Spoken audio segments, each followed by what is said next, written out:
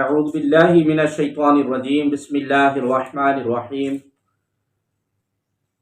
وما محمد الا رسول قد خلت من قبله الرسل افإن مات او قتل انقلبتم على اعقابكم ومن ينقلب على عقبيه فلن يضر الله شيئا وسيجزي الله الشاكرين۔ اور محمد ایک رسول ہی ہیں، ان سے پہلے بھی کئی رسول گزر چکے ہیں، تو کیا اگر وہ وصال کر جائے یا انہیں شہید کر دیا جائے تو الٹے پاؤں پلٹ جاؤ گے، اور جو الٹے پاؤں پھرے گا وہ اللہ کا کچھ نہ بگاڑے گا، اور عنقریب اللہ شکر ادا کرنے والوں کو صلہ عطا فرمائے گا۔ وما محمد الا رسول، اور محمد تو ایک رسول ہی ہیں۔ شان نزول جنگ احد میں جب کافروں نے شور مچایا کہ محمد مصطفیٰ صلی اللہ تعالی علیہ وآلہ وسلم شہید ہو گئے، اور شیطان نے یہ جھوٹی افواہ مشہور کر دی، تو صحابہ کرام رضی اللہ تعالی عنہم کو بہت اضطراب ہوا، اور ان میں سے کچھ لوگ میدان جنگ سے بھاگ نکلے۔ لیکن پھر جب ندا کی گئی کہ سرکار عالی وقار صلی اللہ علیہ وآلہ وسلم صحیح سلامت تشریف رکھتے ہیں، تو صحابہ کرام رضی اللہ تعالی عنہم کی ایک جماعت واپس آ گئی۔ حضور عالم صلی اللہ علیہ وآلہ وسلم نے انہیں یوں بھاگ جانے پر ملامت کی، تو انہوں نے عرض کیا کہ ہمارے ماں باپ آپ صلی اللہ علیہ وآلہ وسلم پر فدا ہوں۔ آپ صلی اللہ علیہ وآلہ وسلم کی شہادت کی خبر سن کر ہمارے دل ٹوٹ گئے اور ہم سے ٹھہرا نہ گیا۔ اس پر یہ آیت کریمہ نازل ہوئی اور فرمایا گیا کہ انبیاء علیہ السلام کے بعد بھی امتوں پر ان کے دین کی پیروی لازم رہتی ہے، تو اگر ایسا ہوتا بھی کہ محمد صلی اللہ علیہ وآلہ وسلم شہید ہو جاتے یا ان کا وصال ہو جاتا، تو بھی حضور سید المرسلین صلی اللہ علیہ وآلہ وسلم کے دین کی پیروی اور اس کی حمایت لازم رہتی، کیونکہ حضور پر نور صلی اللہ علیہ وآلہ وسلم سے پہلے بھی بہت سے رسول گزرے ہیں، لیکن ان کے پیروکار ان کے بعد ان کے دین پر قائم رہے۔ رسولوں علیہ السلام کی بعثت کا مقصد تو رسالت کی تبلیغ اور اللہ تبارک و تعالی جل جلالہ کا پیغام پہنچانا ہوتا ہے، نہ کہ اپنی قوم کے درمیان ہمیشہ موجود رہنا۔ تو جیسے پہلے رسول گزر گئے، اسی طرح حضور کریم صلی اللہ علیہ وآلہ وسلم بھی دنیا سے تشریف لے جائیں گے، لہذا آپ صلی اللہ علیہ وآلہ وسلم کے بعد آپ صلی اللہ علیہ وآلہ وسلم کے دین پر ثابت قدم رہو۔ یہ کیا بات ہے کہ نبی کریم صلی اللہ علیہ وآلہ وسلم کی تشریف لے جانے کے بعد ان کے دین ہی سے پھر جاؤ۔ جو ایسا کرے گا وہ اللہ تبارک و تعالی کا تو کچھ نہیں بگاڑے گا بلکہ اپنا ہی نقصان کرے گا، لیکن جو دین اسلام سے نہ پھرے اور اپنے دین پر ثابت رہے وہ شکر گزاروں میں شمار کیا جائے گا، کیونکہ انہوں نے اپنی ثابت قدمی سے نعمت اسلام کا شکر ادا کیا۔ ایسے لوگ اللہ تبارک و تعالی سے ثواب اور جزا کے امیدوار ہیں۔ وما كان لنفس ان تموت الا باذن الله كتابا مؤجلا ومن يرد ثواب الدنيا نؤته منها ومن يرد ثواب الاخره نؤته منها وسنجزي الشاكرين۔ اور کوئی جان اللہ تبارک و تعالی کے حکم کے بغیر نہیں مر سکتی، سب کا وقت لکھا ہوا ہے، اور جو شخص دنیا کا انعام چاہتا ہے ہم اسے دنیا کا کچھ انعام دے دیں گے، اور جو آخرت کا انعام چاہتا ہے ہم اسے آخرت کا انعام عطا فرمائیں گے، اور عن قریب ہم شکر کرنے والوں کو صلہ عطا کریں گے۔ کتاب معجلہ، سب کا وقت لکھا ہوا ہے۔ اس آیت میں جہاد کی ترغیب ہے، اور مسلمانوں کو دشمن کے مقابلے پر جری بنایا جا رہا ہے کہ کوئی شخص بغیر حکم الہی کے مر نہیں سکتا، چاہے وہ کتنی ہی ہلاکت خیز لڑائی میں شرکت کرے اور کتنی ہی تباہ کن میدان جنگ میں داخل ہو جائے، جبکہ اس کے برعکس جب موت کا وقت آتا ہے تو کوئی تدبیر نہیں بچا سکتی، وہ خواہ ہزاروں پہرے دار اور محافظ مقرر کر لے، اور قلوں میں جا چھپے، کیونکہ ہر ایک کی موت کا وقت لکھا ہوا ہے، وہ وقت آگے پیچھے نہیں ہو سکتا۔ وَمَن يُرِدْ ثَوَابَ الدُّنْيَا، اور جو دنیا کا انعام چاہتا ہے۔ یہاں سے لوگوں کے دو گروہوں کا تذکرہ شروع ہوتا ہے اور فرمایا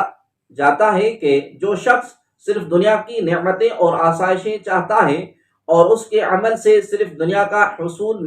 مقصود ہوتا ہے، ہم اسے دنیا دے دیتے ہیں، یعنی اس کے عمل پر اسے دنیا کا فائدہ مل جاتا ہے، اور چونکہ آخرت اس کا مطلوب نہیں، لہذا آخرت کے ثواب سے وہ محروم رہتا ہے۔ جبکہ جو شخص اپنے عمل سے آخرت کا طالب ہوتا ہے، اسے اخروی ثواب عطا فرمایا جاتا ہے، اور دنیا تو سب کو مل ہی جاتی ہے۔ ناظرین محترم، اس سے معلوم ہوا اعمال میں دار و مدار نیت پر ہے، جیسا کہ بخاری شریف کی حدیث ہے، انما الاعمال بالنیات، اعمال کا دار و مدار نیتوں پر ہے۔ جیسے یہاں جہاد کی بات چل رہی ہے، تو جس کا مقصد جہاد سے صرف شہرت، دولت اور مال غنیمت ہوگا، ہو سکتا ہے کہ اسے یہ چیزیں مل جائیں، لیکن آخرت کا ثواب ہرگز نہیں ملے گا۔ جبکہ اگر وہ آخرت کا طلبگار ہو تو آخرت کا ثواب تو اسے ملے گا، اس کے ساتھ وہ عزت اور شہرت اور مال غنیمت سے بھی محروم نہیں رہے گا۔ وَكَأَيِّن مِّن نَبِيٍّ قَاتَلَ مَعَهُ رِبِّيُّونَ كَثِيرٌ فَمَا وَهَنُوا لِمَا أَصَابَهُمْ فِي سَبِيلِ اللَّهِ وَمَا ضَعُفُوا وَمَا اسْتَكَانُوا وَاللَّهُ يُحِبُّ الصَّابِرِينَ۔ اور کتنے ہی انبیاء نے جہاد کیا، ان کے ساتھ بہت سے اللہ والے تھے، تو انہوں نے اللہ کی راہ میں پہنچنے والی تکلیفوں کی وجہ سے نہ تو ہمت ہاری، نہ کمزوری دکھائی، اور نہ دوسروں سے دبے، اور اللہ صبر کرنے والوں سے محبت فرماتا ہے۔ وَكَأَيِّن مِّن نَبِيٍّ قَاتَلَ، اور کتنے ہی انبیاء نے جہاد کیا۔ مسلمانوں کا حوصلہ بڑھایا جا رہا ہے اور انہیں بتایا جا رہا ہے کہ تم سے پہلے بہت سے انبیاء کرام علیہ السلام نے جہاد کیا، ان کے ساتھ ان کے صحابہ بھی ہوا کرتے تھے، انہوں نے جہاد کی تکالیف کے باوجود ہمت نہ ہاری اور کمزوری نہ دکھائی، اور کافروں کے سامنے پسپائی کا مظاہرہ نہ کیا، بلکہ راہ خدا عز و جل میں ڈٹے رہے، اور مردانہ اور تمام تکالیف اور مصائب کو برداشت کرتے رہے، اور صبر اور استقامت کے پیکر بنے رہے۔ تو اے مسلمانوں، تم وہ ہو کہ تمہارے نبی ان تمام انبیاء کے سردار ہیں، تمام نبیوں کے سردار ہیں، اور ان تمام امتوں سے افضل ہو، تو چاہیے کہ تمہاری بہادری اور استقامت ان سے زیادہ ہو، تمہاری ہمت اور حوصلہ ان سے بڑھ کر ہو، تم میں صبر کا مادہ ان سے زیادہ ہو، لہذا تم بھی اپنے اندر وہی اوصاف پیدا کرو۔ اس آیت کے شروع میں بیان ہوا کہ بہت سے انبیاء علیہ السلام نے جہاد کیا اور ان کے ساتھ ربانی لوگ تھے۔ دونوں چیزوں کے بارے میں تفصیل یہ ہے کہ جہاد حضرت ابراہیم علیہ السلام سے شروع ہوا، سب سے پہلے آپ علیہ السلام نے جہاد فرمایا۔ آپ علیہ السلام سے پہلے کسی نبی نے جہاد نہ کیا تھا۔ آپ علیہ السلام کے بعد بہت سے پیغمبروں کی شریعت میں جہاد تھا، جیسے حضرت موسیٰ، حضرت داؤد، حضرت یوشع علیہ السلام۔ اور ربانی لوگوں سے مراد علماء اور مشائخ اور متقی لوگ ہیں، جو اللہ تبارک و تعالیٰ کو راضی کرنے کی کوشش میں لگے رہیں۔ ناظرین محترم، اس آیت مبارکہ میں بہت سے درس ہیں، ان میں سے دو یہ ہیں۔ نمبر ایک، افضل کو افضل نیکیاں کرنی چاہیے، وہ تمام ماتحتوں سے عمل میں بڑھ کر ہونا چاہیے، لہذا سیدوں، عالموں اور پیروں کو دوسروں سے زیادہ نیک ہونا چاہیے۔ نمبر دو، دوسروں کے اعمال دکھا کر، سنا کر کسی کو جوش دلانا سنت الہیہ ہے، بلکہ تاریخی حالات کا جاننا اس نیت سے بہت بہتر ہے۔ اس لیے مختلف محفلوں، عرسوں، بزرگان دین کے ایام میں ان کی عبادت، ریاضت، زہد اور تقوی کے واقعات بیان کیے جاتے ہیں، تاکہ عمل کا جذبہ پیدا ہو۔ وما كان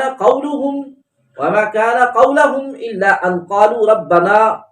اغفر لنا ذنوبنا وإسرافنا في أمرنا وثبت أقدامنا وانصرنا على القوم الكافرين۔ اور وہ اپنی اس دعا کے سوا کچھ بھی نہیں کہتے، اے ہمارے رب، ہمارے گناہوں کو اور ہمارے معاملے میں جو ہم سے زیادتیاں ہوئیں انہیں بخش دے، اور ہمیں ثابت قدمی عطا فرما، اور کافر قوم کے مقابلے میں ہماری مدد فرما۔ وما كان قولهم الا ان قالوا ربنا، اور وہ اپنی اس دعا کے سوا کچھ بھی نہ کہتے تھے کہ اے ہمارے رب، یعنی رسولوں کے ساتھ تکالیف پر بے صبری نہ دکھاتے، اور دین کی حمایت اور جنگ کے مقامات میں ان کی زبان پر کوئی ایسا کلمہ نہ آتا جس میں گھبراہٹ، پریشانی اور تزلزل یعنی ڈگمگانے کا شائبہ بھی ہوتا، بلکہ وہ ثابت قدم رہتے اور مغفرت، ثابت قدمی اور فتح اور نصرت کی دعا کرتے۔ انبیاء کرام علیہ السلام کے صحابہ کی جو دعا بیان کی گئی ہے، اس میں انہوں نے اپنے آپ کو گنہ گار کہا۔ یہ عاجزی، انکساری اور بارگاہ الہی کے آداب میں ہے، لیکن لطف کی بات یہ ہے کہ وہ خود کو گنہ گار کہہ رہے ہیں، اور ان کا پروردگار انہیں ربانی یعنی اللہ والے فرما رہا ہے۔ اور حقیقت میں لطف کی بات یہی ہے کہ بندہ خود کو گنہ گار کہے اور اس کا رب اسے ابرار یعنی نیکوکار فرمائے۔ کسی بزرگ کا فرمان ہے کہ ساری دنیا مجھے مردود کہے اور رب کریم جل جلالہ کی بارگاہ میں مقبول قرار پاؤں، یہ اس سے بہتر ہے کہ ساری دنیا مجھے مقبول کہے اور رب کریم کی بارگاہ میں مردود قرار پاؤں۔ آیت سے یہ بھی معلوم ہوا کہ اللہ تبارک و تعالیٰ کی بارگاہ میں اپنی حاجت پیش کرنے سے پہلے توبہ اور استغفار کرنا آداب دعا میں سے ہے۔ فآتاہم اللہ ثواب الدنیا وحسن ثواب الآخرۃ واللہ یحب المحسنین۔ تو اللہ نے انہیں دنیا کا انعام بھی عطا فرمایا اور آخرت کا اچھا ثواب بھی، اور اللہ نیکی کرنے والوں سے محبت فرماتا ہے۔ فآتاہم اللہ ثواب الدنیا، تو اللہ نے انہیں دنیا کا انعام بھی عطا فرمایا۔ انبیاء کرام علیہ السلام کی معیت میں دین خدا عز و جل کے لیے جدوجہد کرنے والوں کے بارے میں فرمایا کہ ان کی حسن نیت اور حسن عمل کی وجہ سے اللہ تبارک و تعالی نے انہیں دونوں جہاں کی کامیابی عطا فرمائی۔ دنیا میں انہیں فتح، نصرت سے نوازا اور دشمنوں پر غلبہ عطا فرمایا، جبکہ آخرت میں ان کے لیے مغفرت، جنت اور رضا الہی کا انعام رکھا۔ اس سے معلوم ہوا کہ آخرت کا ثواب دنیا کے انعام سے کہیں زیادہ ہے، کیونکہ آخرت کے ثواب پر لفظ حسن زیادہ فرمایا، اور یہ بھی معلوم ہوا کہ دنیا کی خدمت کرنے والوں کو دنیا بھی ملتی ہے،